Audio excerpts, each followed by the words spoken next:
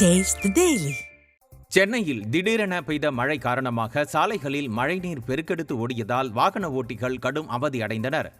Chennai Egmore, central, Nungambakkam உள்ளிட்ட பல்வேறு பகுதிகளில் திடீரென மழை பெய்தது. இந்த மழையால் வெப்பம் தணிந்து குளிர்ச்சியான சூழல் நிலவிய நிலையில் சாலைகளில் மழைநீர் பெருக்கெடுத்து ஓடியது. இதனால் வாகன ஓட்டிகள் மற்றும் பொதுமக்கள் கடும் அவதி அடைந்தனர். ஸ்டாலின் ஆட்சியில் மழைநீர் வடிகால் முறையாக நடைபெறாததால் பொதுமக்கள் அவதிக்குள்ளாவதாக குற்றச்சாட்டு எழுந்துள்ளது. தேனி மாவட்டம் சின்னமனூர் அருகே 10க்கும் மேற்பட்ட கிராமங்களுக்கு செல்லும் குடிநீர் குழாயில் உடைப்பு ஏற்பட்டதால் சாலையில் தண்ணீர் பெருக்கெடுத்து ஓடியது. புதிய மின் இணைப்பு பணிக்காக மின்துறை ஊழியர்கள் பள்ளம் தோண்டும் போது குடிநீர் குழாயில் உடைப்பு ஏற்பட்டதாக கூறப்படுகிறது. இதனால் தேனி குமுளி தேசிய நெடுஞ்சாலையில் தண்ணீர் பெருக்கெடுத்து ஓடிய நிலையில் அதிகாரிகள் உடைப்பை சீரமைக்காததால் 10க்கும் மேற்பட்ட கிராமங்களில் குடிநீர் தட்டுப்பாடு ஏற்படும் அபாயம் எழுந்துள்ளது. சிவகங்கை நகராட்சியில் தினசரி சேகரிக்கப்படும் குப்பைகளை முறையாக தரம் பிரிக்காமல் சிவகங்கை மருத்துவக் கல்லூரி அருகே கொட்டி இரவு நேரங்களில் தீ வைத்து எரிப்பதாக குற்றச்சாட்டு எழுந்துள்ளது. இதனால் எழும் புகை மண்டலத்தால் மருத்துவமனையில் சிகிச்சை பெறும் நோயாளிகளும் குடியிருப்பு பகுதிகளில் வசிக்கும் பொதுமக்களும் சுவாச பிரச்சினை உள்ளிட்டவற்றால் பாதிக்கப்படுவதாக குற்றம் சாட்டுகின்றனர். விடியா அரசின் மாவட்ட நிர்வாகமும் நகராட்சி நிர்வாகமும் உரிய நடவடிக்கை எடுக்க மக்கள் வலியுறுத்தியுள்ளனர்.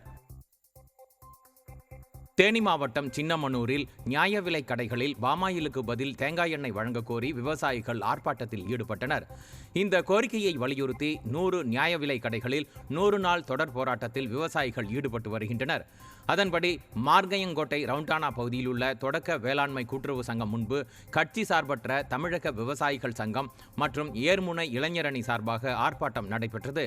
இறுதியில் செய்தியாளர்களிடம் பேசிய விவசாயிகள் 100வது நாள் தலைமைச் செயலகம் முன்பு பாமாயிலை எரிக்கும் போராட்டத்தில் ஈடுபட உள்ளதாக தெரிவித்தனர். தேனி மாவட்டம் பெரியகுளம் அருகே திமுக நிகழ்ச்சிக்கு கூட்டம் சேர்ப்பதற்காக அழைத்து செல்லப்பட்ட மனநலம் பாதித்த முதியவர் மாயமான சம்பவம் அதிர்ச்சியை ஏற்படுத்தியுள்ளது. திமுக பிரமுகர் அருணாச்சலம் என்பவர் வடுகப்பட்டி பேருந்து நிலையத்தில் அமர்ந்திருந்த மனநலம் பாதித்த அம்மாவாசி என்ற முதியவரை 200 ரூபாய் கொடுத்து அழைத்துச் சென்றதாக கூறப்படுகிறது. இந்நிலையில் அவர் வீடு திரும்பாததால் இதுகுறித்து அவரது மகன் போலீசில் புகார் அளித்தும் அலட்சியம் காட்டுவதாக வேதனை தெரிவித்தார். இதனிடையே முதியவர் மாயமான சம்பவம் விடியா திமுகவினரின் அலட்சிய போக்கின் உச்சம் என மக்கள் குற்றம் சாட்டினர்.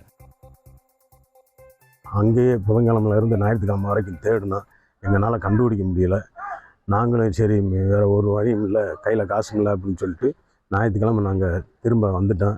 எங்கள் அப்பாவுக்கு ஏற்கனவே புத்தி கொஞ்சம் நிதானம் இல்லாமல் இருப்பார். இப்போ என்ன பண்ணுறாரு ஏது பண்ணுறாருன்னு தெரியல.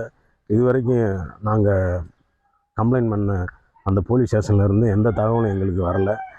இங்கே தேனியில் உள்ள கட்சிக்காரங்களும் எங்களை தொடர்பு கொண்டு உங்கள் அப்பாவுக்கு என்ன ஏதுன்னு கேட்கல. அவங்களும் எந்த ஒரு முயற்சியும் இதனால் வரைக்கும் எடுக்கலைன்னு எனக்கு தெரியுது.